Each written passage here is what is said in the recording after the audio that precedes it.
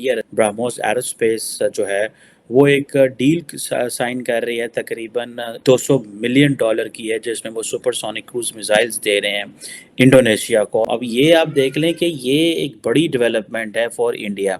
आपको पता है कि भारत के जो वज़ीर आज़म है वो ऑलरेडी ये कह चुके हैं कि जनाब हम अपनी जो डिफेंस एक्सपोर्ट है उसको उन्होंने $5 बिलियन पे लेके जाना है। हम नेवल एसेट्स काफी स्पीड से बना भी रहे हैं, एक्वायर भी कर रहे हैं, काफी चीजें यहाँ बन रही। By the way we have exported $1.5 billion of arms. करीब 600 आइटमें ऐसी हैं जो हमने इंपोर्ट से बैन कर दी। इसीलिए इंडिया कहां से कहां पहुंच गया। उन्होंने अपने एजुकेशन के निजाम को बेहतर किया और हम आज कहां पे खड़े हैं। हम रोटी कपड़ा मकान में लगे और वो पूरी दुनिया में हुकूमत कर रहे हैं, पूरी दुनिया में अपना सिक्का बनवा रहे हैं। अब पाकिस्तान ने चाइना के साथ मिलके जो था वो JF-17 थंडर बनाया, अब वो कोई खरीदते ही नहीं। ममालिक बशमूल पाकिस्तान पर क्या असरात मुरतब हो सकते हैं? बहुत बड़े असरात हो सकते हैं। और इन्होंने ये समझ लें कि ये इनकी पहली जो है फॉरेन डील है, जो कि सेकंड होगी, क्योंकि ये पहली जो थी इन्होंने फिलीपाइंस को तकरीबन 375 मिलियन के जो शोर बेस्ड एंटी शिप मिसाइल दिए थे। तो यही कहते हैं कि यार हमारे लिए तो थ्रेट पाकिस्तान नहीं है, हमारे लिए थ्रेट चाइना है।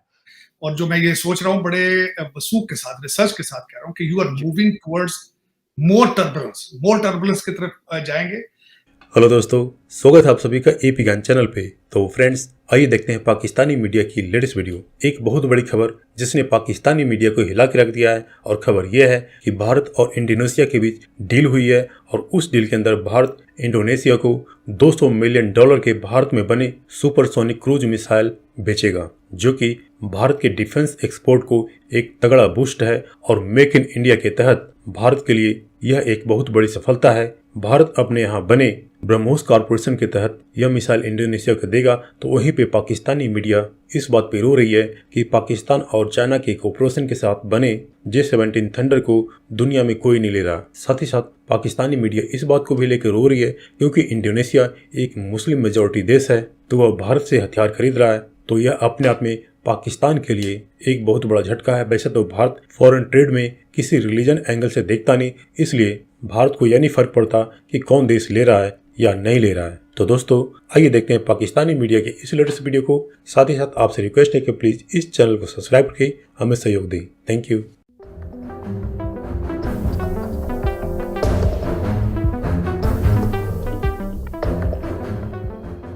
दोस्तों, उधर इंडिया जो है वो अपना काम कर रहा है, और वो आप देखें कि इंडिया ब्रह्मोस एरोस्पेस जो है वो एक डील साइन कर रही है, तकरीबन $200 मिलियन की है, जिसमें वो सुपरसोनिक क्रूज मिसाइल्स दे रहे हैं इंडोनेशिया को। और ये आप समझ लें कि ये जो इंडिया की जो इंडो पैसिफिक स्ट्रेटजी है, तो उसमें जो जितने भी स्मॉलर पार्ट छोटे ममालिक हैं साउथ ईस्ट एशिया में, वहाँ पे वो अपने ये चीज़ें करा। और इन्होंने ये समझ लें कि ये इनकी पहली जो है फॉरेन डील है, जो कि सेकंड होगी, क्योंकि ये पहली जो थी इन्होंने फिलीपाइंस को तकरीबन 375 मिलियन के जो शोर बेस्ड एंटी शिप मिसाइल दिए थे। आपको पता है कि भारत के जो वज़ीर आज़म है वो ऑलरेडी ये कह चुके हैं कि जनाब हम अपनी जो डिफेंस एक्सपोर्ट है उसको उन्होंने $5 बिलियन पे लेके जाना है। और जो ब्रह्मोस एरोस्पेस है वो ये कह रहे हैं कि हमारी जो इंडोनेशिया के साथ जो डील चल रही है वो तकरीबन $200 मिलियन की है एटलीस्ट, लेकिन ये $350 मिलियन तक भी जा सकती है। अब ये आप देख लें कि ये एक बड़ी डेवलपमेंट है फॉर इंडिया। अब देखिए ना, ये जितने भी साउथ ईस्ट एशिया में ममालिक हैं, इंडोनेशिया, मलेशिया और बहुत सारे ब्रुनाई वगैरह, ये वो सारे इस्लामिक ममालिक हैं, लेकिन पाकिस्तान इनके साथ कोई अच्छे ताल्लुकात बना के नहीं रखे। उसकी वजह यह है कि हम उन मुल्कों के करीब जाते थे जिन मुल्कों जो हमें पैसे देते थे। हमें तो बार बार यही कहा जाता है जनाब कि पाए ना ए जड़ा मुल्क है, इतू सानू रियाल लभेगा, इतू यूरो लभेगा, इतू डॉलर लभेगा। तो हम क्या कर रहे हैं, ऐसी जनाब उस पास जा ही नहीं रहे। हमने आंखें बंद की थी, बिल्ली को देख के जो कबूतर आंखें बंद कर लेते थे। अब आप देखेंगे अगर पाकिस्तान एक रीजनेबल डिफेंस स्पेंडिंग भी नहीं करता तो आप इंडिया जो है वो तो आपको नहीं माफ़ करेगा। ये एक तासुर ये भी है कि 2024 में इंडिया के अंदर जो जनरल इलेक्शंस प्लान है उसमें भी कुछ इंडिया कर सकता है, लेकिन मेरी अंडरस्टैंडिंग है नहीं करेगा, क्योंकि इस दफ़ा वो अपना 2024 का जो इलेक्शन है, प्राइम मिनिस्टर मोदी वो अपने ग्लोबल क्लाउड के ऊपर लड़ेंगे। वो लड़ेंगे जी, देखिए मैंने इंडिया को एक ग्लोबल पार पे लेके गया हूँ, ग्लोबल साउथ का लीडर बनने की प्लान कर रहा हूँ। देखो G20, SCO, ये सारी ये जो चीज़ें हैं वो उनको कर रहे हैं। अब एक तरफ उन्होंने देखें को 72.6 बिलियन डॉलर का असला खरीद रहे हैं। सिप्री ये कह रहा है कि इंडिया इस वक्त सबसे बड़ा 2018 से लेके 22 तक सबसे बड़ा आर्म्स इंपोर्टर है। दूसरी तरफ वो अपनी डिफेंस एक्सपोर्ट की बात कर रहा है।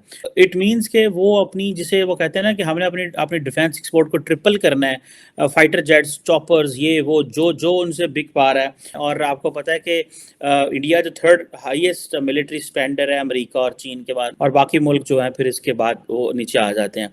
अब पाकिस्तान में बहुत सारे लोग इसको एक डिस्टेबलाइजिंग डायनामिक समझते हैं, ग्लोबल स्ट्रेटेजिक जो एनवायरनमेंट है। अब पाकिस्तान ने चाइना के साथ मिलके जो था वो JF-17 थंडर बनाया, अब वो कोई खरीदते ही नहीं। अर्जेंटाइन के साथ हुआ लेकिन वो डील बाहर मार आ गई। और हम जो है वो क्योंकि चाइनीज़ पार्टनर, डिफेंस पार्टनर होने की वजह से हम खुल खिला के चीज़ें नहीं बेच रहे। इधर देखिए इंडिया रशिया जो है वो मिल के वो चीज़ें बेच रहे हैं, अमेरिकन खामोश बैठे हुए हैं। देखिए ये इंडिया वो लिवरेज एंजॉय करता है।